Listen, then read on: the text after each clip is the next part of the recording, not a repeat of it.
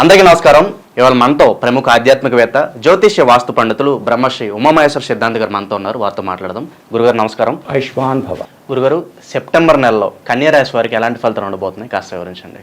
September నెల కన్యా రాశి వారు నిన్నటి నెల వరకు కన్యా రాశి వారికి అర్ధాష్టమ శని ప్రభావం వల్ల కొట్టుమిట్లాడిపోయారు. పైకి నవ్వుతూ కనబడినా మనసులో అన్ని కష్టాలు కన్నీలుగానే సాగింది వీళ్ళకి. కానీ ఈ సెప్టెంబర్ నెలలో గురుగ్రహ దృష్టి కన్యరాశి మీద పడింది. అయితే కన్యరాశిలో ఎవరున్నారు? శుక్రుడు ఉన్నాడు, కేతువు ఉన్నాడు. ఈ శుక్రకేతువుల మీద గురుగ్రహ దృష్టి పడడం వల్ల వాటి యొక్క కొన్ని ఉపయోగకరమైన పరిస్థితులు పొందడానికి అవకాశం ఉంది. అంటే మొన్నటి వరకు ఇబ్బంది పడినటువంటి ఇబ్బందులు ఈ యొక్క నెలలో ఉండే వీళ్ళకి అనుకున్న పనిని అనుకున్న సమయానికి అనుకున్నంత సులువుగా చేయగలరు. అనుకూలవంతమైన సులువుగా చేసుకుంటారు, అనుకూల పడిపోద్ది. అలాగే కొన్ని రుణములు తీర్చగలుగుతారు. తీర్చాలి. రుణం ఇచ్చినవాడు ఆగడు. ఇచ్చినడు బాగానే ఉంటుంది, తీర్చినడు వస్తుంది బాధ. కొన్ని రుణాలు తీర్చవలసిన పరిస్థితి కన్యరాశి వారికి వచ్చింది, తీరుస్తున్నారు. అలాగే బాగుంది. ఇక కన్యారాశి వారికి, కన్యారాశి వారు అనగానే అదృష్టవంతులు అనే చెప్పాలి. కన్యరాశి వారు, మిథున రాశి వారు మహా అదృష్టవంతులు. ఇదే నెలలోని మిథున రాశి గురించి చెప్పుకున్నాం. ఎంత చక్కగా చెప్పుకున్నాం, చాలా చక్కగా చెప్పుకున్నాం. అంత చక్కదనం తక్కువైనా కన్యరాశి కూడా బాగానే ఉంది. ఉపయోగకరమైన పరిస్థితులు అనుకున్నది సాధించగలుగుతున్నారు. భార్యాభర్తల మధ్యన సఖ్యత బాగా కుదిరింది. భార్యాభర్తల మధ్యన సఖ్యత కలిగినప్పుడు వీళ్ళిద్దరూ ఒకే మాట మీద ఉండి ఆలోచించి నిర్ణయం తీసుకున్నప్పుడు అది సక్సెస్ అయిపోతుంది, ఫెయిల్యూర్ అవ్వదు. అర్ధాష్టమ శని ప్రభావం వల్ల ఎన్నాళ్ళు బాధపడ్డారు కదా, ఏంటండి అని అనుకోవచ్చు. కానీ కాదు. ఇప్పుడు కొంచెం గురుగ్రహము మేషరాశి నుంచి వృషభ రాశిలోకి వచ్చి పంచమ దృష్టితో చూస్తుంది. సమసప్తక దృష్టితో చూస్తలేదు, పంచమ దృష్టితో చూస్తుంది. ఎప్పుడైతే పంచమ దృష్టితో చూస్తుందో యోగదాయకమైన పరిస్థితి కలిగింది ఈ యొక్క కన్యరాశి వారికి. చేయి వృత్తి వ్యాపారముల యందు అనుకూలమైన పరిస్థితులు పొందుతున్నారు. చేయాలనుకున్న పనిని సమకాలంలో చేయగలుగుతున్నారు. చేస్తున్న పనిని కష్టపడి చేయట్లేదు, వీళ్ళు ఇష్టపడి చేస్తున్నారు. ఇప్పుడు కూడా వృత్తి దైవం. వృత్తిని దూషించకూడదు, నిందించకూడదు. చాలామంది నిందిస్తారు తాను చేసే పనిని. అది దైవం. ఏ పని చేసినా ఇష్టపడి చేయాలి, కష్టపడి చేయకూడదు. చెమటలుగా చేసుకుని కష్టపడిపోతున్నాను బాబు, ఇంకా ఈ పని వల్ల ఇంత అలా చేయకపోతుంది, ఎందుకు వచ్చిన పనులు ఇల్లి అని అలాంటి చిరాకు మాటలు మాట్లాడకుండా ఇష్టపడి చేయాలి. ఆ ఇష్టపడి పని చేసింది సఫలీకృతం అవుతుంది, మంచి ఫలితాన్ని ఇస్తుంది. అటువంటి విధంగా ఉంది. ఉద్యోగ రంగంలో ఉన్నవారికి కూడా ఉపయోగకరమైన పరిస్థితులు కన్యరాశి వారు పొందుతున్నారు. ఈ నెలలో యోగదాయకమైన స్థితిని పొందుతారు. అయితే సెప్టెంబర్, అక్టోబర్, నవంబర్ అంతవరకు కూడా విజయాన్ని వీళ్ళు పొందుతున్నారు. 3 నెలల కాలం.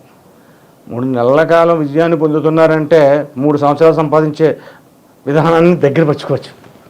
జీవితకాలానికి సరిపోద్దని కాదు. 3 సంవత్సరాలు, 3 నెలలు అంటే 3 సంవత్సరాలు, లేదంటే ఒక 5 సంవత్సరాలు లెవెల్ అయిపోయే పరిస్థితి ఉంటుంది. తర్వాత మళ్ళీ కష్టపడాలి. అటువంటి విధంగా ఉన్నది కన్యరాశి. విద్యార్థులు కూడా యోగదాయకమైన స్థితిగతుల్ని పొందుతున్నారు. అంటే ఇక్కడ లగ్జరీపరమైన ఖర్చులు ఎక్కువగా కన్యరాశి వారు చేస్తున్నారు. లగ్జరీ, అవసరమైన దాన్ని కొనుక్కోవట్లేదు, అనవసరమైన దాన్ని కూడా కొంటున్నారు. అబ్బా చాలా అందంగా ఉంది, ఇది కొనేస్తాను. ఏం చేసుకుంటాడు? కొనుక్కునేది. వీడికి అవసరం లేదు. అది ధనాన్ని వృధా చేసుకోవడం తప్ప దానివల్ల ఉపయోగం లేదు. కాబట్టి ఖర్చులను అదుపులో పెట్టండి. మీరు చేసే ఖర్చు పరిణత చెందిన విధంగా ఉండాలి. ఎట్టి పరిస్థితుల్లో పరిణతిని మనం విడవకూడదు. ఆ రకమైనటువంటి ఖర్చుల్ని తెచ్చుకుని చేసుకోవాలి.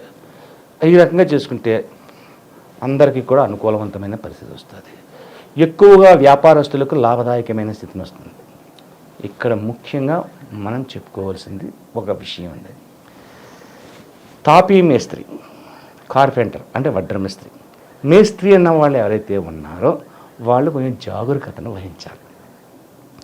ఈ మేస్త్రి పని చేసే అంటే ఈ చేసే పనే కష్టమైన పని చేస్తుంటారు. కొన్ని యంత్రాలతో ఇది వరకంటే ప్రతిదీ చేతితో చేసేవారు. ఇప్పుడు అలా కాదు, ప్రతిదానికి యంత్రాలు వచ్చేసాయి. ఓ చిత్రీ పట్టాలంటే పాము కునేవారు, కర్రకోయాలంటే రంపాలు పెట్టి ఇద్దరు కోసేవారు వరకు. ఇప్పుడు అలాంటి ఏమీ లేవు, సర్రని వెళ్ళిపోద్ది అంతే. కాబట్టి జాగ్రత్త వహించండి, ప్రమాదములు సంభవించే. ఎవరికి చెప్పాను? తాపీ మేస్త్రులు, అలాగే ఇల్లు కట్టేవారు, ఎలక్ట్రికల్ పని చేసేవారు, ఇటువంటి కష్టజీవులు. వీళ్ళు లేకపోతే పనులు అవ్వో, ఎవరికి పని అవ్వదు. వీళ్ళు ఉండాలి. ఏదో అవసరం వస్తుంది, ఒక చూపులేటు పోయింది, అది మార్చాలి. మనం మార్చేసుకోవచ్చా అంటే కొంతమంది ముదురులు ఉంటారు, వాళ్ళు మార్చేస్తాడు. నాలంటాడు ఉన్నంటే మార్చలేడు, ఆయనే కాకపోయినా. ఒక ఫ్యాన్ ఆగిపోయింది, ఎందువల్ల ఆగిపోయింది మనకు తెలదు, ఎలక్ట్రిసిటీ కావాలి. ఇటువంటి వర్క్ చేసేవాళ్ళు మాత్రం కన్యరాశిలో ఉన్నవాళ్ళు జాగరూకతను తీసుకోండి. అయితే ఈ యొక్క విధానాన్ని తప్పించాలి, తొలగించాలి, శుభదాయకమైన ఫలితాలు పొందాలంటే వీళ్ళు దర్శించవలసిన దేవాలయాలు ఏంటి, చేయవలసిన పూజలేంటి? శ్రీరామచంద్ర స్వామిని, సీతారాముల్ని దర్శించాలి, రామాలయానికి వెళ్ళాలి. మీకు వచ్చిన పూజ నేను చేయండి, శ్రీరామచంద్రుని పూజ చెప్పించండి. లేదు, బొంబాయి రవ్వతోటి ప్రసాదం చేస్తారు, సత్యనారాయణ ప్రసాదం లాగా. బొంబాయి రవ్వ, వెన్న, నెయ్యి అన్నీ వేసి అది చేపించి 5 ఆదివారములు రాముని వారిని ఇంట్లో పెట్టి ఒక ఫోటో పెట్టి, సీతారామ లక్ష్మణ భరత శత్రుఘ్నులు కలిగి ఉన్న ఫోటోని పెట్టి దేవుడి గదిలో పెట్టి 5 ఆదివారములు 5 గురువారములు 5 ఆదివారములు 5 గురువారములు పూజ చేయండి. రామదేవుని కథ అనే పుస్తకం ఉంటుంది, గొల్లపూడి వీరాస్వామి గారు ప్రింట్ చేసిన పుస్తకం అంతే. రామదేవుని కథ ప్రతి చోట దొరుకుతుంది, పెద్ద కాస్ట్ కూడా కాదు, 15 రూపాయలు. ఆ కథను చదువుకోండి.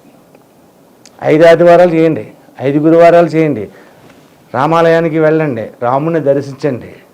ఈ యొక్క పరిస్థితి ప్రభావాల్లో యోగదాయకమైన స్థితిని పొందడం అనేది ఇంకా ఎక్కువ సాగుతుంది. ఈ రామదేవుని కథ, రామ పూజ వల్ల జరిగేది ఎంతో గొప్ప విశేషాన్ని తెలుస్తుంది. ఆ రామదేవుని కథ వింటేనే మనకు అర్థమైపోతుంది. అందులో నారాయణ భుట్లు, నాగం భుట్లు అనే పేర్లు ఉంటాయి. చాలా గొప్ప విశేషమైన కథ అది. ఆ పూజా విధానం కూడా అక్కడ చెప్తారు. అటువంటి పూజను చేయండి, అంటే రాముణ్ణి ప్రార్థించండి. లేదు, ధనవంతులు ఉన్నారు మాకు, ఏమన్నా అయోధ్య వెళ్తామండి, వెళ్ళండి. అయోధ్య వెళ్తే ఇంక మరీ గొప్పది. లేదు, మేము భద్రాచలం వెళ్తామండి, వెళ్ళండి. భద్రాచలం రాముడు అంటే మామూలుగా మహానుభావుడు. భద్రాచలం రాముడు వెళ్ళండి, దర్శనం చేసుకోండి. అక్కడ ఒక అభిషేకం చేయించండి, ఒక అష్టోత్తరం చేయించండి, ఒక సహస్రనామార్చన చేయించండి. ఇలాగ ఏదోటి ఎవరికి అందుబాటులో ఉన్న ఆలయానికి వాళ్ళు వెళ్ళి చేయించండి. ఇలా చేస్తే చాలా మంచిది.